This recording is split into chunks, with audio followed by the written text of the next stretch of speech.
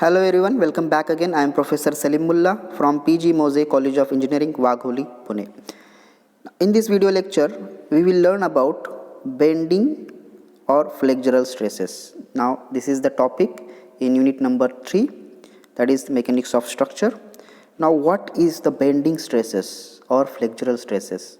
Now, by the definition, we can say the stresses in the beam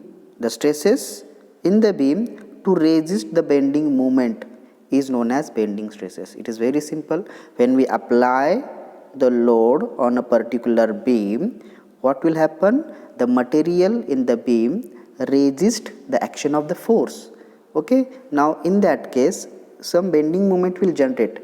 Okay, that bending moment resist against by that material, that stresses is known as bending stresses. Bending stresses किसे कहते हैं? जो beam के अंदर जो stresses होते हैं जो बेंडिंग मोमेंट के रेजिस्ट करते हैं, ठीक है, उस स्ट्रेसेस को बेंडिंग स्ट्रेसेस कहते हैं. ठीक है, यहाँ पे लोड अप्लाई करने की वजह से क्या होता है, ये थोड़ा सा नीचे आ सकती है, तो ये यहाँ पे क्या हो सकता है, दो पार्ट में डिवाइड हो सकता है.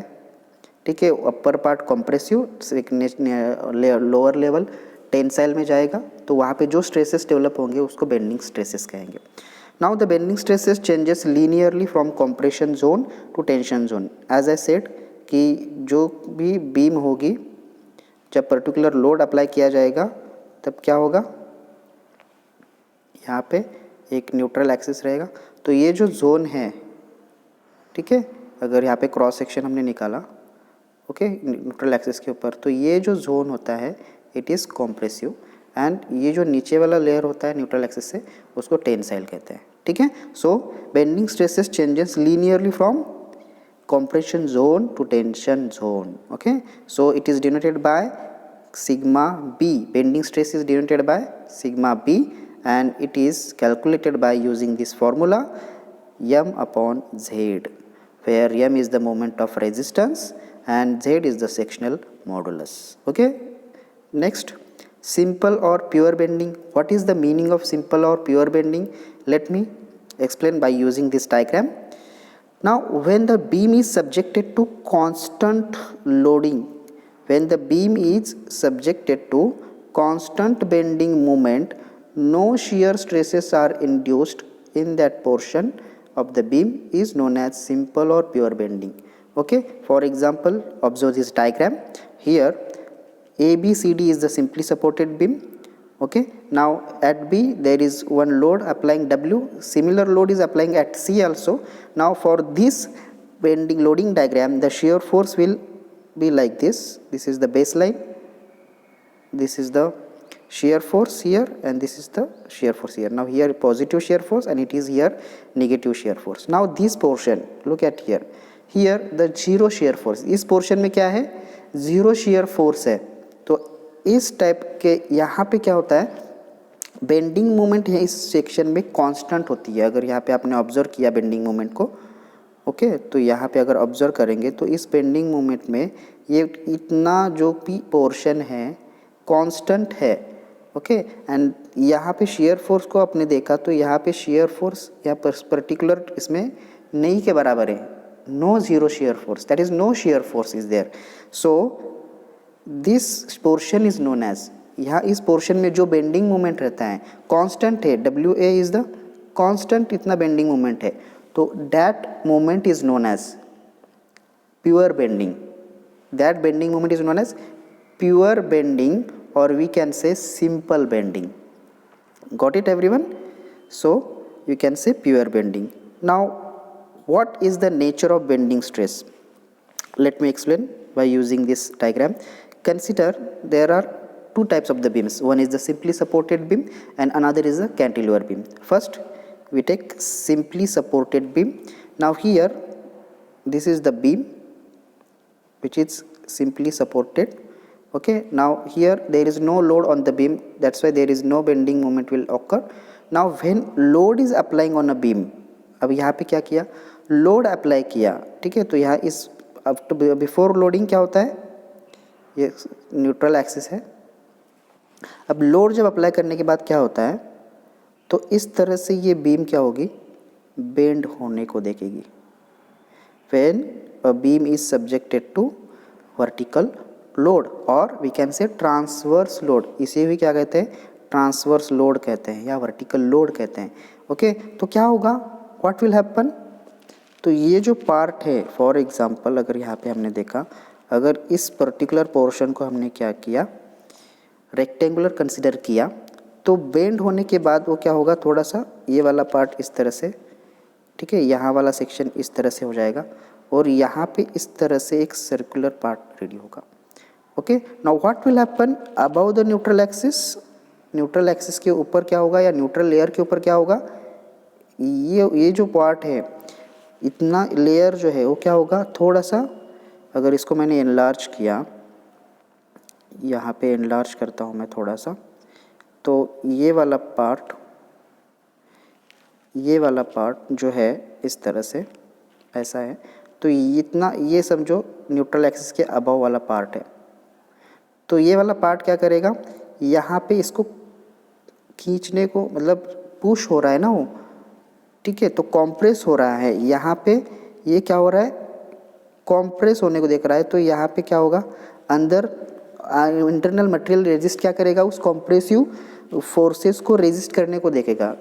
सो ये जो रीजन होगा, it is called as the compressive, ठीक है। तो सिमिलरली यहाँ इस पार्ट में क्या होता है, वो खींचने को, यहाँ पे खींचने को देख रहा है, ये वाला पार्ट थोड़ा सा बाहर खींचने को जा रहा है, इस साइड में जा रहा है, ठीक है, तो उसको रेजिस्ट करने के लिए यहाँ पे एक फोर्सेस जनरेट हो गए internally.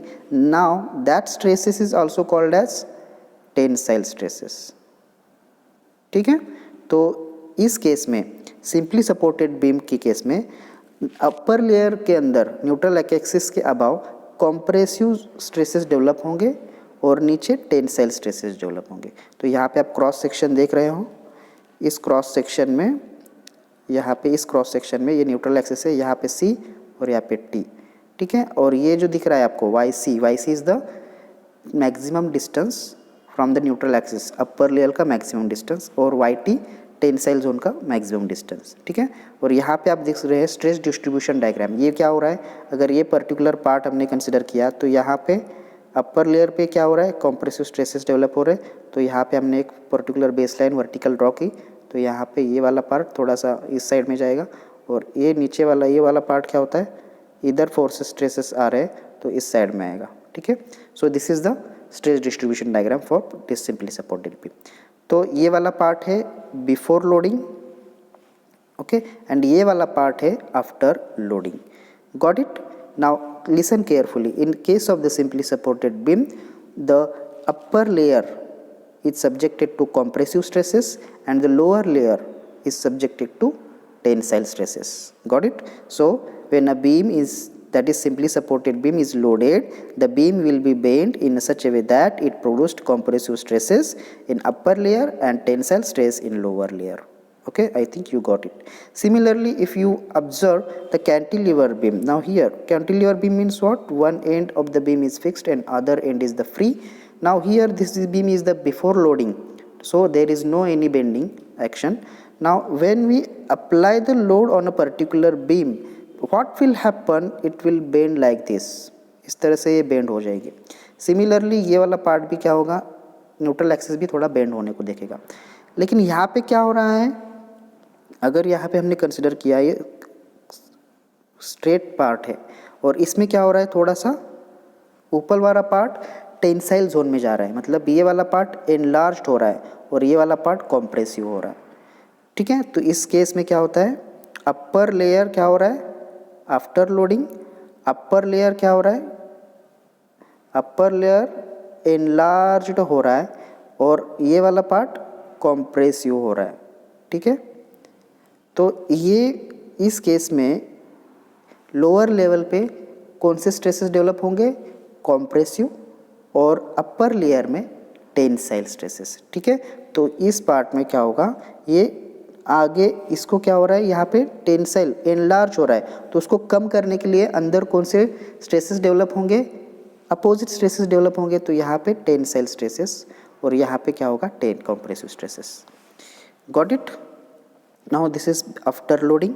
Similarly, here you can say in the cross section, tensile stresses will develop upper side and compressive stresses will develop below side. ठीक है? You can observe this stress distribution diagram also. It is looking like this. Okay, here sigma T. Sigma T means what? Tensile stress, and here sigma C means what? Compressive stress. Okay, now here neutral axis, there is no change. Remember this thing. Before loading and after loading, the layer, the neutral axis, ये जो neutral axis की length रहती है ये same ही रहती है, इतनी वाली रहेगी, इसको याद रखें. ठीक है? Before loading and after loading, the length of the middle layer, that is the length of the neutral axis, becomes same for that particular section. Now next, what is the neutral layer and neutral axis? Neutral layer and neutral axis किसे कहते हैं? Now by the definition, in a beam, a layer which does not change its original length even after bending is known as neutral layer. Neutral layer किसे कहते हैं? Particular beam के ऊपर जब हम लोड अप्लाई करते हैं उसके बाद में न्यूट्रल लेयर के अंदर कुछ लेंथ में चेंज ही नहीं होता है, उस लेयर को क्या कहेंगे? न्यूट्रल लेयर कहेंगे. ओके, तो यहाँ पे इम्पॉर्टेंट चीज़ है, इम्पॉर्टेंट चीज़ क्या है कि there is no change in the length of, there is no change in length, that is the its original length will not be changed even after loading. Okay, now here we need to note that important terms, bending stress is always zero at the neutral layer. तो याद रखें यहाँ पे bending stress ये हमेशा zero होती है neutral layer पे. Got it? Next, neutral axis is the line of intersection of the neutral layer. अभी यहाँ पे आपने देखा होगा ये वाला, ये क्या है? न्यूट्रल लेयर है. ठीक है, इसको ही डायरेक्टली कोइंसाइड क्या होता है? Neutral axis. Okay, so neutral axis, the line of intersection of the neutral layer with any normal section of the beam. Okay, so next, neutral axis of the beam passes through the centroid of the section. कहाँ पास हो रहा है? centroid of the section. centroid किसको कहते हैं? particular beam के बराबर center part को. ठीक है, ये क्रॉस सेक्शन है और ये यहाँ से डायरेक्टली एग्जैक्टली कोइंसाइड होता है सेंट्रोइडल एक्सिस के पास में. ठीक है. Next, it is very important part we are going to cover, assumptions in the theory of bending or pure bending or simple bending. Okay, now this question is asked in the SPPU examination for 4 to 6 marks. Okay, explain the assumptions in the theory of bending or pure bending or simple bending. Let's see one by one. First, the material of the beam is homogeneous and isotropic. Okay, in the theory of bending, material of the beam, it should be what? It should be homogeneous and it should be isotropic. Homogeneous means what? The material same kind का होना चाहिए. Okay, simple बात. Next क्या है? Isotropic. Isotropic means what? Properties will same in all direction. जितनी भी beam का part है, जितने भी प्रॉपर्टीज उसके अंदर रहेंगे, वेदर टेंसाइल, कॉम्प्रेसिव, जो भी नेचर रहेगा, it should be same in all direction. सारे डायरेक्शन में सेम होंगे. Next, transverse sections which are plane before bending remains plane after bending. जो भी ट्रांसवर्स सेक्शन रहेगा, वर्टिकल सेक्शंस, जो भी क्या रहता है? प्लेन ही रहता है. बिफोर बेंडिंग भी प्लेन रहता है और आफ्टर बेंडिंग भी प्लेन ही रहता है. Okay, next, the material is elastic and obeys the Hooke's law. We know the Hooke's law. Hooke's law means what? Within the elastic limit stress is directly proportional to the strain and the material. Why? Because the material is elastic. Okay, next, the modulus of elasticity is same in tension as well as in compression. Okay, modulus of elasticity क्या है? stress upon strain. Okay, तो ये जो modulus of elasticity रहेगी हर एक tension zone की या compression zone की वो सेम ही रहेगी. Next, fifth, the effect of shear is neglected, therefore the analysis is meant for pure bending. यहाँ पे याद रखें कि यहाँ पे shear force का कोई भी इफेक्ट यहाँ पे कंसिडर नहीं किया है, उसको निगलेक्ट किया है. So the analysis is only for pure bending, यहाँ पे सिर्फ प्योर बेंडिंग के लिए होगा।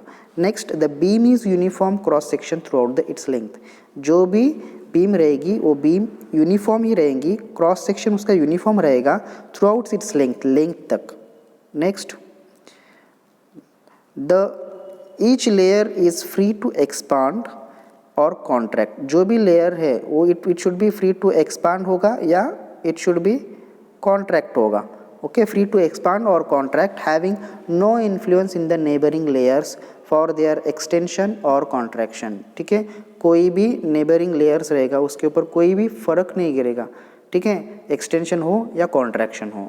Next, the beam is initially straight and all the longitudinal filament bent into circular arcs with a common centre of curvature. इस case में क्या होगा, जब यहाँ पे पूरा लोड आएगा तो इस तरह से कुछ तो होगा, तो ये न्यूट्रल एक्सिस है, तो यहाँ पे बहुत सारे लेयर्स होंगे ना, तो वो क्या होगा, पैरेलली क्या होंगे, वो पैरेलली इसको कोइंसाइड होते रहेंगे।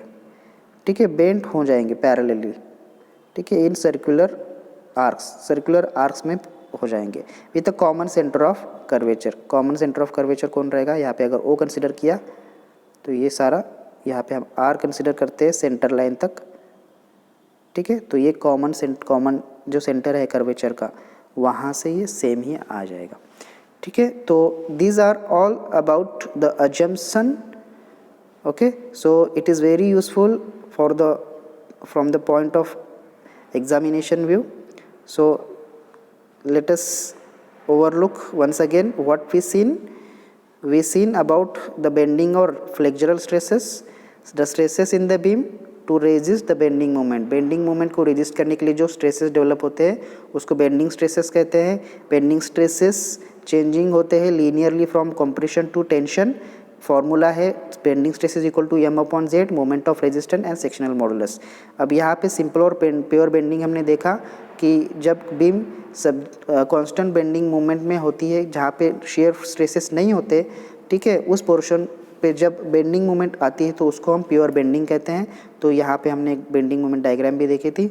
नेक्स्ट, सिंपली सपोर्टेड बीम का नेचर क्या था बेंडिंग स्ट्रेसेस में, अपर लेयर में कॉम्प्रेसिव, लोअर लेयर में टेंसाइल, कैंटिलीवर में अपर लेयर में टेंसाइल और लोअर लेयर में compressive. Okay, and then we seen about the neutral layer and natural axis. Neutral axis ये दोनों भी क्या थे, सेम ही लेवल पे थे।